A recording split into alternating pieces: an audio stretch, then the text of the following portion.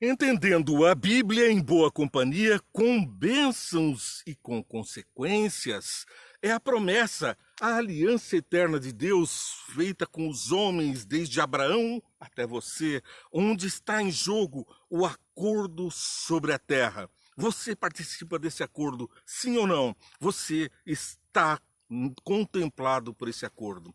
Basta dizer que você sofre as consequências e até mesmo as maldições, mas também pode sofrer a bênção, sofrer o que é bom, sofrer as promessas. E aí nós estamos diante da promessa da aliança eterna de Deus com Abraão, que se perpetua com os filhos de Deus pela eternidade. Você está nesse alvo, nesta missão. Porque a promessa que a terra seria concedida ao povo de Deus, a Israel, foi primeiramente feita a Abraão. Passaram-se 4 gerações. Depois de Abraão veio Isaac e Jacó. E Jacó então teve como um título especial Israel, o pai daquela nação que hoje conhecemos como a nação da promessa. E através de José, em Gênesis capítulo 20, verso 54, nós compreendemos que essa esperança estava viva no coração. 4 gerações depois, José pede para ser levado depois de sua morte, que seus ossos sejam levados de volta a Canaã, porque o Senhor contemplará a sua promessa, diz ele. Pois bem, vamos à leitura dos versos que nos distinguem nessas promessas. Gênesis capítulo 35, versos 11 e 12. E Deus ainda lhe disse: eu sou o Deus Todo-Poderoso, seja prolífero e multiplique-se. Isso me faz lembrar claramente o Gênesis e vários textos da Bíblia que Deus abençoa os seus filhos, dizendo: sejam prolíferos e multipliquem-se e encham a terra, povoem a terra toda. Não era para se concentrar, como fez ali em Babel, uma revolução contra as ordens de Deus. As consequências vieram. Nem sempre há juízos, há maldições de Deus. A maior parte das vezes nós estamos debaixo da consequência das nossas próprias más escolhas. Mas também podemos nos albergar na promessa, na orientação divina na palavra de Deus, que nos guia, porque a palavra de Deus é lâmpada para os meus pés e luz para o meu caminho. Ela mesmo assim se define e ela nos traz a sabedoria de Salomão, as belezas do mundo exemplificadas por diversos livros que esboçam a sabedoria do nosso Deus, mostrando tanto a história como a biologia, como a forma de viver neste mundo, assim recebendo as bênçãos e não maldições. As maldições não são feitas para os filhos de Deus, elas são as consequências das más escolhas, da desobediência, mas os obedientes gozam das bênçãos. No entanto, não estamos livres dos juízos, os juízos de Deus, porque em Babel Deus destruiu a torre e confundiu a língua. Foi um juízo diretamente de Deus. Isso não foi consequência de más escolhas diretamente das escolhas, mas um ato de Deus. Também Sodoma e Gomorra foi uma perversão completa, as consequências estavam ali, as pessoas sofrendo, nem mesmo anjos eram poupados quando visitavam aquela cidade das assertivas de tarados, de maníacos, de pessoas pervertidas. Portanto, as filhas de Ló já estavam ali correndo perigo pelas escolhas de estar em meio às grandes cidades em vez de se espalhar pela terra. Mas foi preciso, para extirpar com esse mal, um juízo, e veio fogo dos céus e exterminou Sodoma e Gomorra para acabar de vez com a influência tenebrosa do mal. Então, a perversão acabou soterrada pelo fogo. E os filhos de Deus saíram dali livres dos achaques, dos ataques, das ameaças e dos atos hostis de um povo que estava sob o domínio e tirania de Satanás. Veja quanta promessa tem aqui nesse verso. A terra que dei a Abraão e a Isaque dou a você. E também a seus futuros descendentes darei essa terra. Tem dúvida, então, de que é para você? Nós somos descendentes de Abraão, conforme explicou o apóstolo Paulo, conforme falamos nos programas anteriores. E então essa promessa é para nós, porque Deus abençoa até 1000 gerações daqueles que o amam e guardam os seus mandamentos. É o que está escrito no capítulo 20 de Êxodo, capítulo 20, verso 4 e 5, quando fala sobre a idolatria, sobre colocar Deus de lado, de à parte, e se prostrar diante de ídolos, onde são amaldiçoadas da terceira e quarta geração, mas abençoadas até 1000 daqueles que guardam os mandamentos. Guarda bem esse pedacinho, as bênçãos e a maldição. Maldição para os que se pervertem diante de ídolos até a quarta geração. E nós estamos falando da quarta geração, José no Egito. E estamos falando da promessa feita a 1000 gerações, a milhares de gerações, que nos coloca diretamente nos colos de Jesus para receber dessa bênção, dessa proteção, desse leite, dessa terra que emana leite e mel. Nós estamos todos diante da expectativa do cumprimento da promessa de bênçãos ou de más escolhas e até mesmo do juízo de Deus. Pois então vamos seguir, presta atenção, são 1000 gerações, está lá no mandamento sobre idolatria. E isso nós estamos referindo que Deus não falha, não falta em cumprir a sua promessa. Ele estende a sua palavra de geração em geração, aguardando e purificando o seu povo. Vamos ver daqui a pouquinho como ele faz isso. Gênesis 50, verso 24. Antes de morrer, José disse a seus irmãos: estou à beira da morte, mas Deus certamente virá em auxílio de vocês e os tirará dessa terra, levando-os para a terra que prometeu com juramento a Abraão, a Isaque e a Jacó. E José fez seus filhos de Israel lhe prestarem um juramento, dizendo-lhes: quando Deus estiver em favor de vocês, levem os meus ossos daqui. Quando Deus providenciar a sua libertação, me levem junto. Eu quero estar onde está a bênção, onde está a promessa. Eu vivi conforme os mandamentos. Eu estou dentro da graça. Eu estou dentro da fé, do cumprimento da promessa. Eu quero estar lá.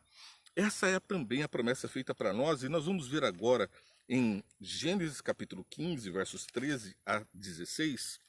Gênesis 15, 13 a 16. Pois bem... Então o Senhor lhes disse: saiba que os seus descendentes serão estrangeiros numa terra que não lhes pertencerá, onde também serão escravizados e oprimidos por 400 anos. 400 anos é tempo demais para 4 gerações. Passou da conta. Uma geração que estava completamente longe do alcance do Senhor é então castigada por 400 anos num deserto. Pois então seguimos no verso 14. Mas eu castigarei a nação a quem servirão como escravos, e depois de tudo sairão com muitos bens. Você, porém, irá em paz e seus antepassados, e será sepultado em boa velhice. Na 4ª geração, os seus descendentes voltarão para cá, porque a maldade dos amorreus ainda não atingiu a medida completa. O juízo de Deus sobre os amorreus não estava ainda completa a sua taça da fúria. Precisava ainda tempo para salvar alguns que ali estavam. A salvação ainda estava presente para os amorreus. E aqui nos faz lembrar a 4ª geração, Êxodo capítulo 20, verso 5, que eu passo a ler agora. Êxodo capítulo 20, verso 5, fala sobre a idolatria, sobre deixar de obedecer os mandamentos de Deus e as consequências que isso tem diretamente. E aqui não se trata apenas de juízo de Deus, se trata realmente de consequências. Êxodo capítulo 20, verso 4 e 5. Não farás para ti nenhum ídolo, é o 2º mandamento da lei de Deus, nenhuma imagem de qualquer coisa no céu, na terra ou nas águas debaixo da terra. Não te prostrarás diante deles, nem lhes prestarás culto, porque eu, o Senhor, o teu Deus, sou Deus zeloso, que castiga os filhos pelos pecados dos seus pais até a 3ª e 4ª geração daqueles que me desprezam. Mas trato com bondade até 1000 gerações aos que me amam e obedecem aos meus mandamentos. Milhares de gerações estão assambarcados pela promessa da graça de Deus. Muitos se apegam à maldição de 3ª e 4ª geração, atribuindo a Deus tirania. Mas aqui está falando da consequência. Você se afasta de Deus, se prostra diante de ídolos, e logo Moloque vem e exige que você sacrifique o seu filho no altar daquele Deus tenebroso, feito apenas de ferro. Um Deus sem vida que acabou caindo por cima do seu povo. Mas quando estava com fogo debaixo do seu oco, os seus braços de ferro efervesciam, ficavam em brasa, e ali eram colocados os filhos dos pervertidos. Inclusive os filhos de Israel foram muitas vezes sacrificados, até de Salomão há referência de que houve sacrifícios de acordo com a idolatria. Deuses falsos exigem vida humana. O Deus verdadeiro deu seu Filho para resgatar a vida humana, para salvar a todos quanto neles crerem. É a promessa da palavra. Até 1000 gerações estamos todos abençoados pela salvação em Cristo Jesus. É o amor de Deus dentro da lei de Deus. A lei está aqui, até a 3ª e 4ª geração dos que me aborrecem e não guardam os meus mandamentos, até 1000 gerações daqueles que obedecem. A obediência colocou Noé dentro da arca. Ele obedeceu ao fazer a arca, ele obedeceu seguindo as medidas da arca, ele obedeceu entrando na arca. E isso fez com que ele salvasse, diz o apóstolo Paulo, a si, a sua família, aquelas 8 pessoas, nossos antepassados, a todos os animais que entraram na arca. Ficaram de fora aqueles grandes dragões, dinossauros, as bestas feras, aqueles animais, o Piemonte, animais indomáveis que, com o saborear do sangue, porque não havia mais vegetais, haviam sido destruídos, comeriam os apodrecidos cadáveres e aprenderiam a tirania do mal a ser uma ameaça para o homem. Por isso os dinossauros e outros animais terríveis foram também exterminados pelo dilúvio, porque a consequência da sua posteridade na terra já não era mais benigna, não eram mais animais colocados na terra para ajudar o homem, mas animais que representavam uma real ameaça à existência da raça humana. Deuteronômio capítulo 1, verso 8. Em Deuteronômio nós vamos ver as bênçãos de Deus. Põe esta terra diante de vocês. Entrem e tomem posse da terra que o Senhor prometeu sob juramento dar a seus antepassados, Abraão, Isaque, Jacó, e aos seus descendentes. É para você essa terra. Que terra nós estamos falando? Lá no final do programa. Agora você está assistindo Entendendo a Bíblia em Boa Companhia. No final vamos falar sobre isso. Você deve ter assistido os 5 Minutos Vem Entende diariamente com você. Resume esse programa. Curta, compartilhe, siga essa programação. Leve aos outros uma mensagem de amor e de esperança. Da esperança na promessa. A promessa de Deus. A palavra de Deus que nos guia. Pois aqui então nós vemos de novo a descendência, em Deuteronômio capítulo 1, verso 8, a descendência sendo beneficiada por atos daqueles que obedecem. Bem, vamos ver então em Deuteronômio capítulo 28, versos 1 e 15. 28:1. Se vocês obedecerem fielmente ao Senhor, o seu Deus, e seguirem cuidadosamente todos os seus mandamentos que hoje lhes dou, o Senhor, seu Deus, os colocará. Aqui tiramos um ventinho. O Senhor, o seu Deus, os colocará muito acima de todas as nações da terra. Todas as bênçãos virão sobre vocês e os acompanharão, se vocês obedecerem ao Senhor, o seu Deus. Somos abençoados quando seguimos o conselho de pais sábios, quando seguimos o conselho do nosso Deus. Bem, aqui está a promessa das bênçãos pela obediência de acordo com os mandamentos que foram dados. E aqui, um pouco antes, no capítulo 27 de Deuteronômio, ele recita mandamentos. Maldito que esculpir, verso 15 do capítulo 27. Maldito quem esculpir uma imagem ou fizer um ídolo fundido, obra de artesão detestável ao Senhor, e levantá-lo secretamente. Todo o povo dirá amém. Maldito. Pois então a maldição está sobre aqueles que pervertem os mandamentos. E continua o capítulo 27 a descrever vários dos mandamentos, como por exemplo, verso 16, maldito quem desonrar o seu pai e a sua mãe. Todo o povo dirá amém, maldito. Pois você então percebe que fica muito claro de que a bênção é pela obediência, recitada no verso 1 do capítulo 28 de Deuteronômio, para os 10 mandamentos, pois ele recita esses mandamentos exemplificativamente. Ele não esboça todos os mandamentos, ele faz uma alusão clara sobre que mandamento se trata. E como eram bem conhecidos os mandamentos, ali se trata então de observar o Êxodo capítulo 20, verso 4, 5, e depois até quanto aos outros mandamentos que ali estão, como observar a honrar pai e mãe. Bem, ao olharmos que Deus abençoa até 1000 gerações e castiga até a 3ª e 4ª geração, estava colocando José na promessa, nós vamos entender por que Abraão, Isaque e Jacó precisavam ser purificados, a 4ª geração purificada. Nós vamos ler o que aconteceu com Jacó. Jacó estava, portanto, diante da terceira geração depois de Abraão. E aqui em Gênesis capítulo 31, verso 19, fala sobre uma das esposas de Jacó, o que ela fez e como ela estava presa aos ídolos. Enquanto Labão tinha saído para tosquear as ovelhas, Raquel roubou de seu pai os ídolos do clã. Raquel desonrou o pai. Roubou. Roubou. Outro mandamento. Não furtarás. Ela furtou. Furtou é a expressão correta, porque ela pegou escondido. Ela não foi lá e assaltou, não colocou a arma. Ela pegou as escondidas. Esse furto também desobedeceu o mandamento de Deus que diz não furtarás. E mais, ela roubou os ídolos do clã.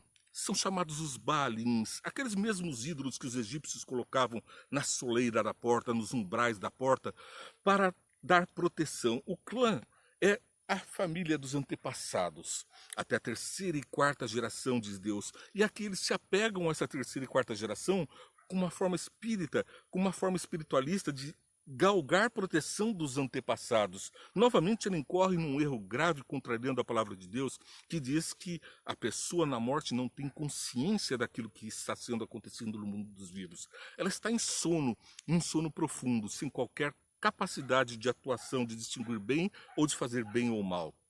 Está diante do juízo, aguardando o juízo de Deus. Mas aqui nós vemos uma coisa mais estranha ainda. Os ídolos do clã. Ela roubou os ídolos que protegiam o que estava pegado na idolatria, o seu pai Labão, aquele que roubou o seu esposo, aquele que fez com que ele tivesse que sair às escondidas. Verso 20. Foi assim que Jacó enganou Labão. E o arameu, fugindo sem lhe dizer nada, teve que fugir para escapar dos furtos, das ameaças do sogro Labão. Mas Raquel rouba os ídolos, leva os ídolos, a idolatria estava presente. E então nós vemos que essa idolatria já era condenada, já era censurada. E repito o que está em Êxodo capítulo 20, versos 4 e 5. Que, aliás, também está lá em Deuteronômio, como acabamos de ler, 28, 1 e 15. Antes vamos ler o verso 15 de Deuteronômio 1, que acabamos deixando para depois. Entretanto, se vocês não obedecerem ao Senhor, o seu Deus, e não seguirem cuidadosamente todos os seus mandamentos e decretos que hoje lhes dou, todas essas maldições cairão sobre vocês e os atingirão. Gente, eu mal consegui falar depois que li aqui sobre as maldições e percebi que muitas dessas maldições que eu sublinhei em Deuteronômio capítulo 28 estão presentes na minha vida porque eu agi incongruentemente com os mandamentos de Deus. A consequência veio. Mas o juízo ainda não. O juízo, nós estamos na graça de Jesus Cristo. Estamos salvos por Jesus, pela bondade de Deus. Ele não nos fulmina imediatamente. No dia em que pecardes, certamente morrerás. Diz, no dia em que tocares nessa fruta, certamente morrerás. Mas a misericórdia, a promessa da redenção por Jesus Cristo mantém-nos vivos com o ar, com a água, com o alimento, com todas as bênçãos que nos cercam de 1000 gerações contempladas pelo amor de Deus. Mas ninguém escapulirá do juízo, aquele momento em que nós estaremos diante de Deus e contemplaremos aquilo que eu nem tenho coragem de ler, mas que Deus fala. Convido você a ler Deuteronômio, capítulo 28, as maldições da desobediência. São da desobediência, não de Deus. Aqui está bem claro, as bênçãos de Deus vêm primeiro, mas quem não obedece está à mercê das maldições. Bem, eu disse aqui que Raquel manteve a idolatria e ela estava casada com a terceira geração. Portanto, Deus ainda tinha que purificar. A expressão faço misericórdia até 1000 gerações e castigo até a terceira e quarta geração dos que me aborrecem, ela com certeza tem a ver com essa purificação que todos nós precisamos, uma purificação para nos levar aos pés de Jesus, à sua imagem e semelhança, à obediência perfeita.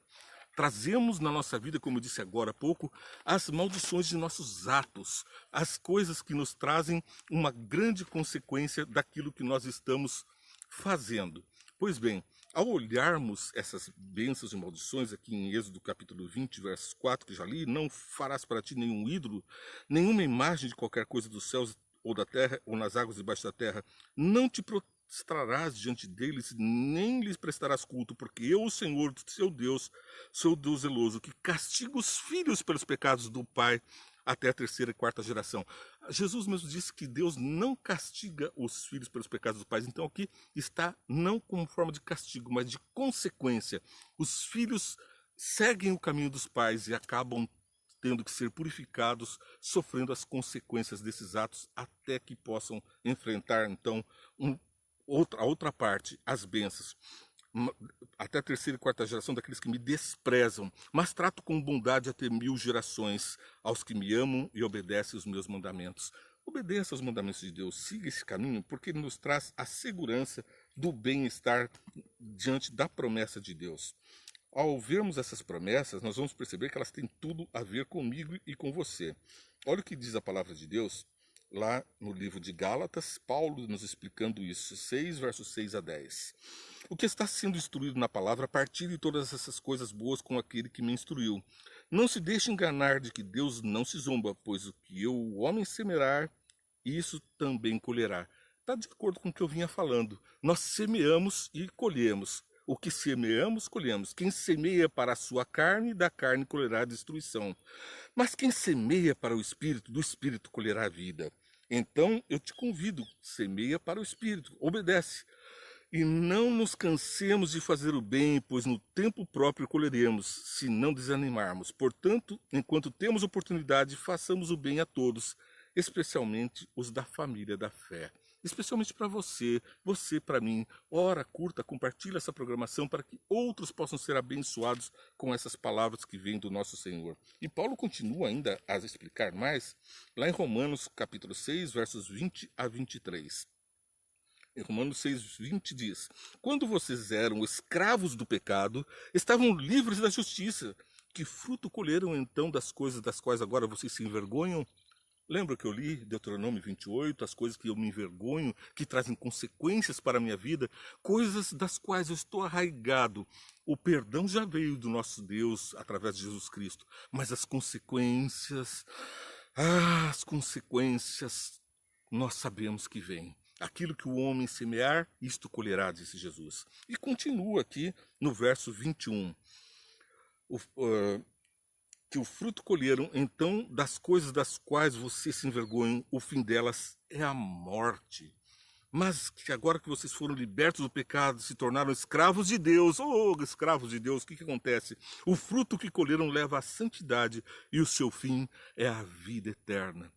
Eu te convido a viver e a viver em abundância. Escolhe, pois, a vida para que viva em abundância, é o conselho de Deus. É o pedido de Deus. Escolhe a vida para que você viva e viva em abundância. Quer ter certeza dessa promessa?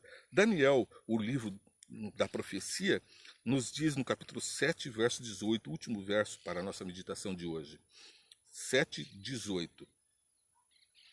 Mas os santos do Altíssimo receberão o reino e o possuirão para sempre, sim, para todos sempre. Santo do Altíssimo, você receberá para sempre a promessa de uma nova terra onde não há mais morte, onde não há mais dor, onde Satanás e os seus seguidores foram destruídos pelo juízo de Deus. As consequências nós estamos vendo. São as pestes, são os terremotos, os maremotos. O mundo se afastou de Deus, o Espírito de Deus se afastou. Nós estamos distantes e o controle sobre as leis da natureza não está mais diretamente próximo a Deus, mas próximo ao destruidor. Satanás fica nessa terra, vai ser julgado, vai ser exterminado. Mas enquanto isso, os homens rejeitam a Deus e sofrem as consequências de escolher seguir o caminho do mal, a ganância. Tudo isso destrói a natureza e a natureza traz a sua maldição. É a consequência, mas vem o juízo. Nós não vamos ficar apenas com a consequência da bênção. Escolhe a bênção e fuga da maldição.